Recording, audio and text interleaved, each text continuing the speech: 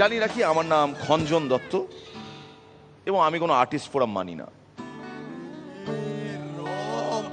রং মামা, ও আমার ছেলে, নীল জামা পরা কালো দত্ত।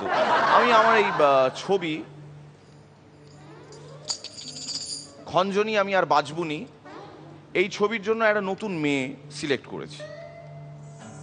মেয়েটার নাম খুব ইন্টারেস্টিং। আচ্ছা আমি জানি না শ্রীলেখার কেউ হয় কিনা। মেয়েটার নাম পার্ব মিত্র। আমি যাই করতে বলছি, তুমি এটা পারবে? বলছে আমি পারবো। তুই পাহাড়ের উপর থেকে ঝাঁপ দিতে পারবে? বলছে আমি পারবো। কমপ্লিটলি একটা দেয়ালের দিকে তাকিয়ে থেকে 4 পাতার ডায়লগ বলতে পারবে? ওটাতেও বললো পারবো। বললাম ঠিক আছে, তোমার নাম তাহলে সার্থক, তুমি হলে পার্ব মিত্র।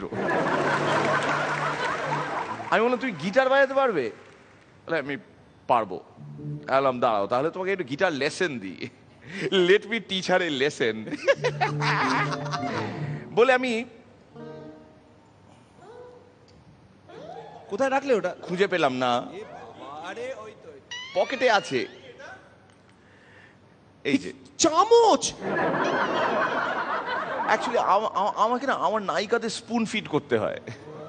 পুরো জিনিসটা না আমি আমি আমার নিজের মতন করে বোঝাই আর কি, যে কারণে আমাকে এইভাবে বাধ্য হয়ে মানে